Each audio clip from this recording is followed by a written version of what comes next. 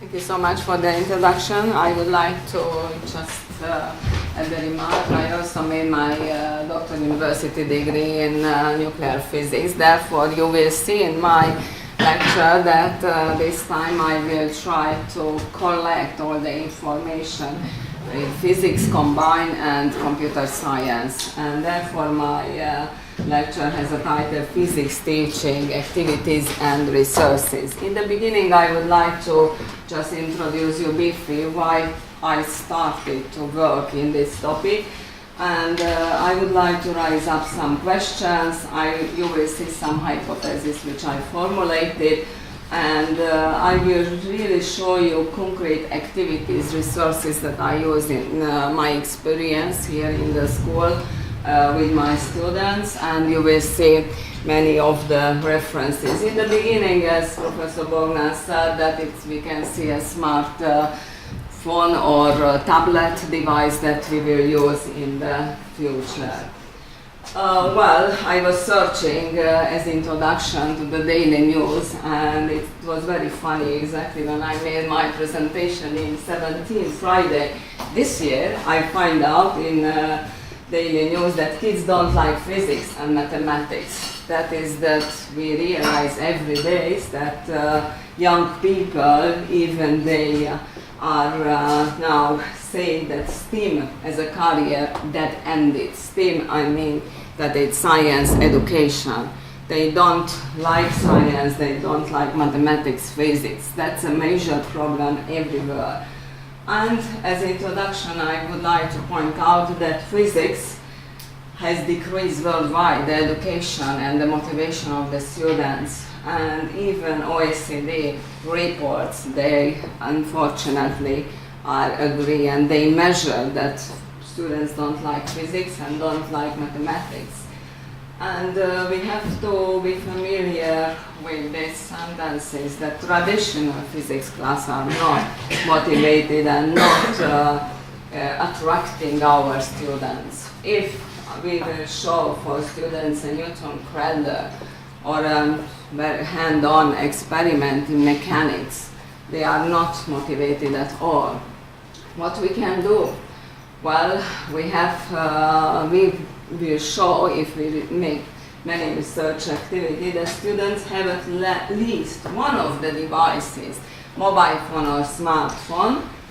They use it every day in our lectures, even if we don't let them to use, but they don't know the purposes, why they are using.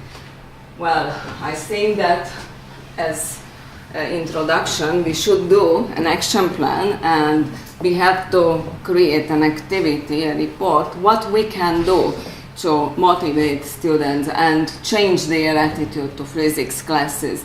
Richard say at 2016 in his paper that immediately physics classes should be make more attractive, should be made colorful and very interactive.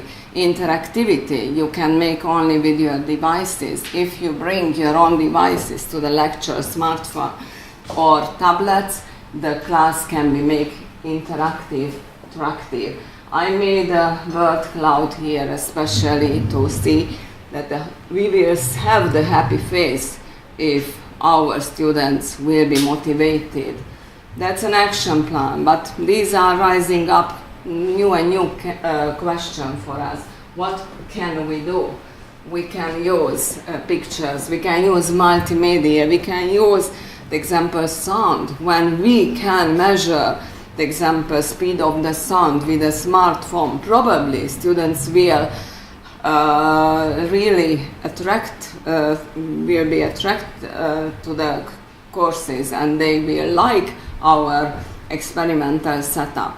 Immediately, if we use e-learning material that students, the example quiz question, can answer immediately, they probably will join our classes. Well, in this word cloud, I have some possibilities collected, and even we can choose any of these activities that we will use the possibility of ICT. animations or e-learning, or the example simulation of one X-ray radiation of, if you see this animation, how we can just measure the speed of g falling down objects, example from Pisa Tower. Anyway, my advice is that this question which rise up, that we should use learning devices, we should bring our own devices, and we should use the multimedia application, which are already ready and you can find on the web, or you can prepare your animation or your simulation. If you look at this paper recently, I published one of the application which I made. Well, here you can see another possibility, which it's another question that rising up some ideas.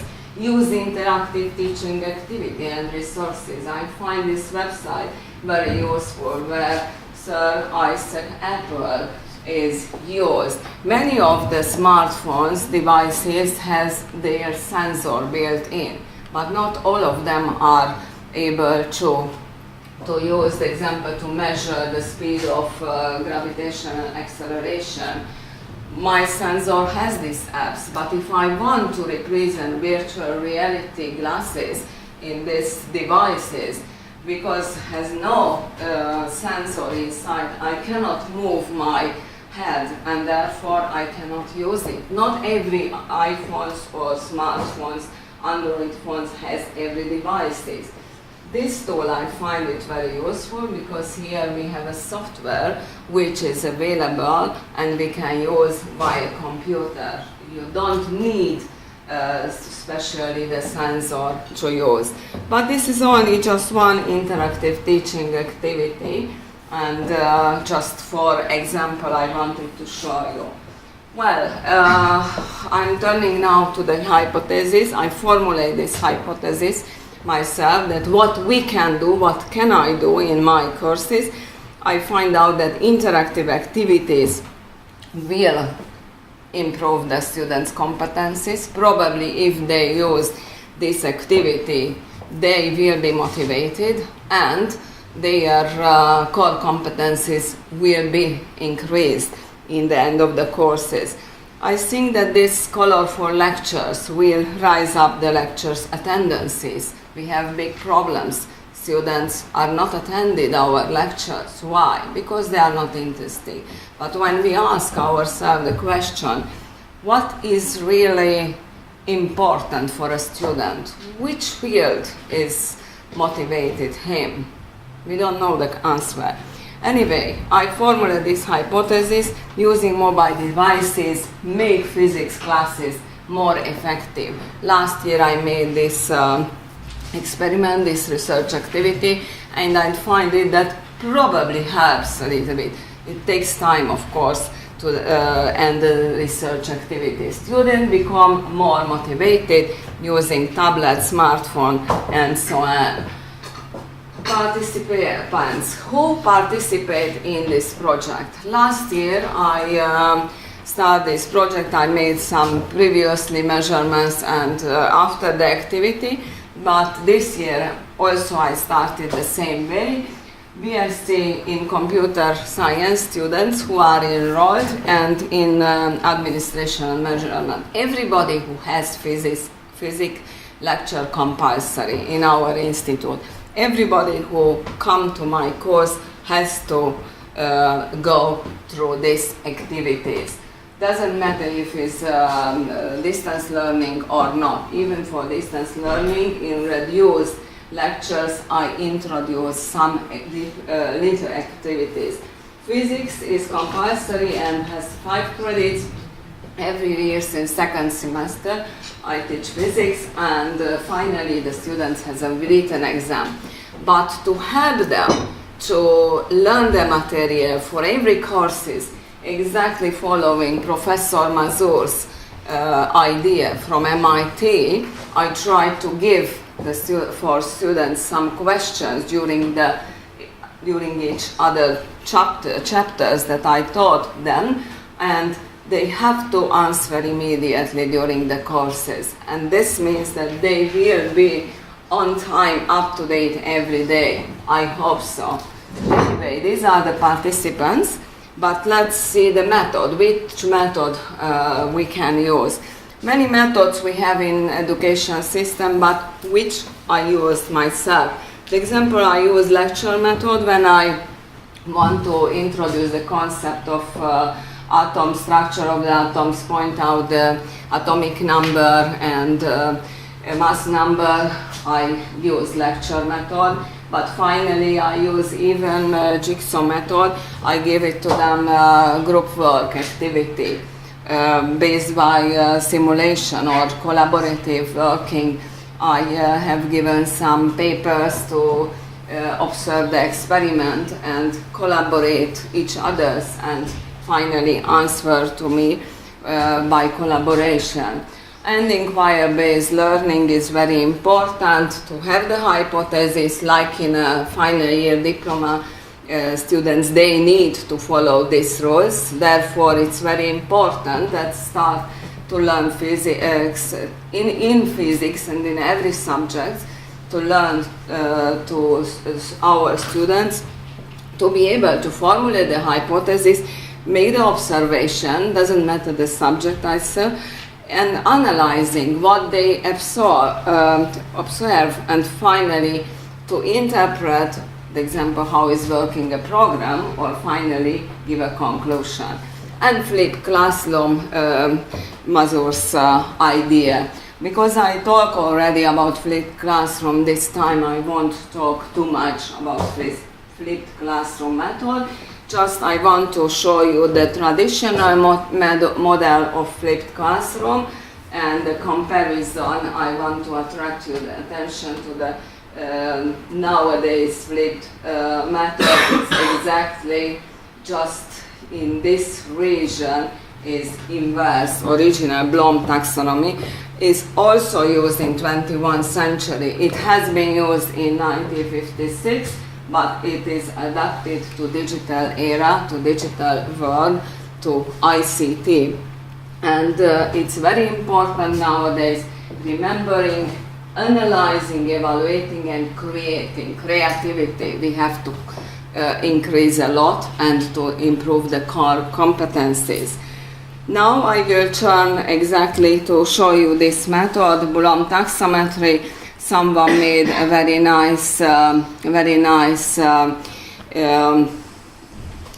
applet online you can use, but just to point out some of latest slides generated, example, or you will see interpreting what does it mean, survey, web-based tools, and processing, the example, use of spreadsheet, use of concept map we saw today, podcasting, recalling the authors, and flashcard presentation, quiz tests.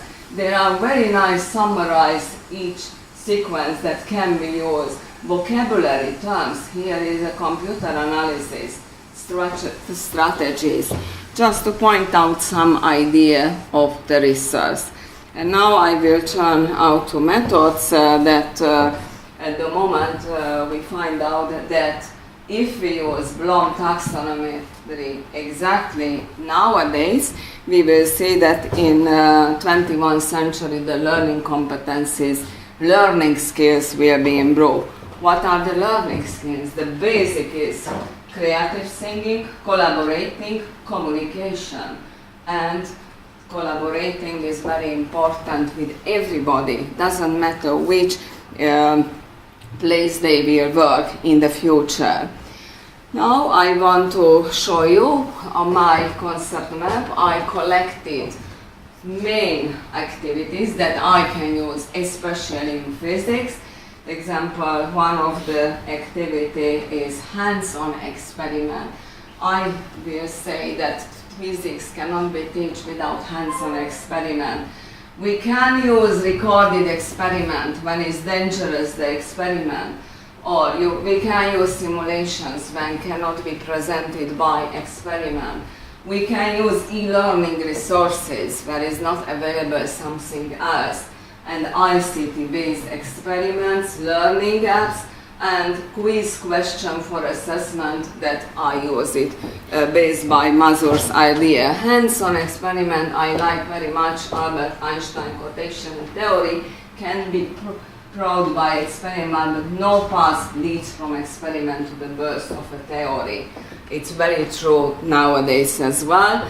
During my courses, I used to show some experiments which takes only 1 minute. Example, here we have Newton's law. I have a glass of water, I replace a piece of paper, and immediately I can drag it because who knows physics, knows Newton's law. Why is possible without turning out the water from this glass.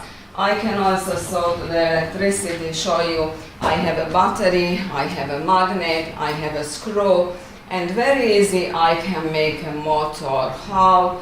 Just suspend the magnet. I have a wire of copper. Of course the connection is taken out on the and immediately if the battery is good, you will see that it's rotating. Therefore we call motor because it's rotating very well. This screw, if it's fixed exactly in the center of the magnet, we call this 1 minute motor. I tried it in the beginning. Maybe this wire is not so. I can see even it's too hot, but it's not rotating at the moment. Maybe the other one that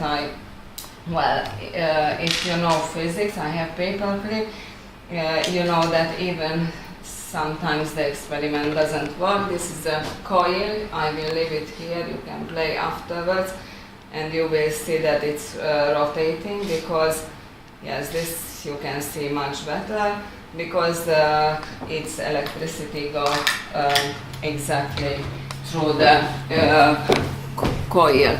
Here is this experiment that of course is recorded, but I mean that in this case it's not good to show to the students the recorded experiment only when you really need to show. The example, this activity Rutherford experiment can be also shown with a dish of water, and around the dish is a copper wire. And finally, because I need a power to make this experiment, therefore I show it.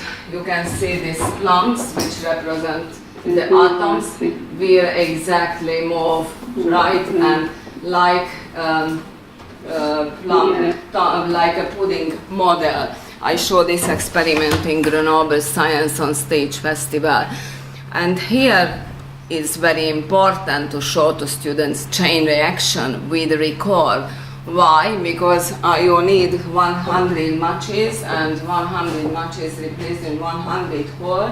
Here I replace the matches. You have to light one, and after lighting 1 matches, you can see immediately that lights every matches. Chain reaction with this experiment can be really show it to students very nicely. Not everywhere you can do this experiment because the our system, the smoke system will go on. I also show it to Grenoble Science on Stage Festival, but very nice students can understand the concept of chain reaction. First, I saw this experiment by Professor John Louis. He is the head of International Physics Association. He was in 2001 in Geneva in CERN. Sometimes recorded experiments show they are very important for us. Last year we do this experiment with our students. We just drop handball, and we wanted to calculate the gravitational acceleration. And using this free educational software tracker, which is based in video analysis, we can exactly import our files, which is recorded by a tablet or mobile devices, and we can exactly from the import evaluate, and with the comparison I will just keep this screencast because you will see how it's working, this program using ICT and the analysis mathematics we need. Finally, with comparison of quadratic equation with the program given curve fit parabola, we can exactly extract the data, and finally we get as measure value 9.33 for gravitational acceleration, which is quite nice, based by video. This activity, of course, attract my students as well. Chain reaction with simulation. Red is representing the nucleus, fission fragment are yellow, and neutrons are blue. We use simulation. There is no other possibility to explain how is working an atomic power plant. We need to sustain the chain reaction, and in that case the nuclear power plant will work, will operate right. Why is important to learn students this rated tips? Because they have to vote if they want to have nuclear power plant or not. If they understand physics behind, they won't be afraid of that.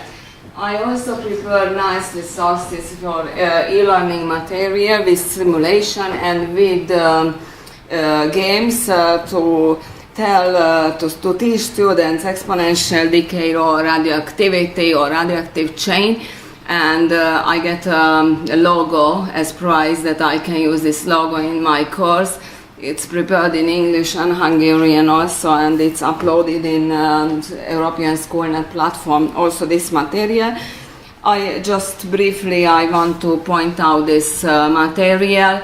There are multiple choice questions embedded in material. There are some games where students get the right feedback that their answer is good or not, and this here is the simulation. The decay of radioactivity is described which preset, which simulation they have to play to understand the exponential decay law. This can be used, this material, even for mathematics to understand the meaning of probability. They are here we talk about interactivity because they can change these interactive steps, and finally they have the meaning of lifetime, and they understand a lot of atomic physics. I also use ICT-based activity learning apps, which is available, and it's free site. We can create any learning apps as teacher. If you go to this site, you will see in many languages it's translated, and even in the example Coulomb's law. I cannot present here Coulomb's law because there's no equipment. But if I show this video to students, the students will understand much better Coulomb's law, and the video has some questions behind. Students watch the video and look to the questions, and students has to exactly show. This device is called a Coulomb apparatus. Well, there are some questions they can answer to their questions. I will skip now this. Another activity, the example, physical quantity and units in the international system. They can pair, make this, they can remember the definition, and they can use this flashcard via mobile phone. These are apps which are available in mobile phone. I created this kind of apps. The example, 1 Pascal, 1 Newton over, I cannot see it now, but it's maybe the pressure, if you see the pressure, if you make the pair correctly, you can exactly, if I talk I can't, 1 ampere, and I cannot see the sorry, anyway, 1 second, and of course, is not correct. If you make this comparison, if you drag this pair together and it's not correct, it's in red. If it's correct, you will go in green. I want to show you another app, different kind of apps you will find out here. You are able to make hang-on, pair, video, quiz, and so on. Or you can make crosswords, ICT. These activities are ICT based. What I use with my students, Socrative. Here I make the questions in English or Hungarian, and I exactly measure the response of the students. How many, in this diagram it shows that how many answer to me correctly to this question, and immediately I show them the feedback. This can be done anonym or can be done by name. Finally, I want to summarize what is ICT, but for this reason I want to show you only 1 minute from one video. It's not made by me, but it's a very nice information. I've been thinking about something. We have so many cool gadgets nowadays. iPads and laptops and smart mobile phones. So how come we can hardly ever use them at school? Who decides that we, the people who are supposed to learn, can't even use the tools we're most comfortable with? Use of these gadgets is abbreviated to ICT, Information and Communication Technology. In fact, many people believe that children learn much better by using ICT, but many local authorities struggle to provide their students with this. The problem is not the actual hardware. The schools are full of it. The problem is how to use ICT smartly to improve learning. Okay, how to use is very important, but I will conclude that interactive activity will improve, and I saw that improved a lot. Students researching, questioning, critical thinking, problem solving, and these more core competencies. And finally, I would like to show you another app that is, if you search on the websites, you will see that, it's hologram. It's not a hologram. Denis Gabor, our institute has the same name, invented the holography in 1971. And nowadays, you can use your Android devices to a 3D projector, but it's not called hologram. Only just you can visualize. If you have a nice app behind, I have a video, and if I start the video, if I replace this tool, you can see it. You can project here and see exactly this information, but it's not a hologram. If you look closer, it's projected here above. Probably you know that. And it's a very easy tool to do it, and handmade it by glass or by plastic. It's projected exactly. It's too much light here, but if you cover, you can see the bird exactly. Can you see the bird? Yeah. Somewhere here. That's its 3D projector. Well, it's a possibility how the devices can be used, or just to make the attention of students that not everything can be lived which is on the internet. And I would like to thank you very much for the attention. Finally, I will put my work on my website, and you will have all the references that I have included. With the QR code, simply just go with your mobile phone and immediately you will see the information, the papers behind. Thank you so much. If you have any questions?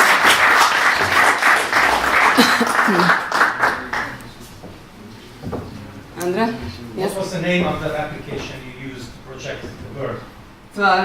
It's a video which is free, but the idea was it's important how to do this, because it has to keep exactly this size, exactly 6 centimeter by 4 centimeter. You have to calculate how you get the projection exactly here.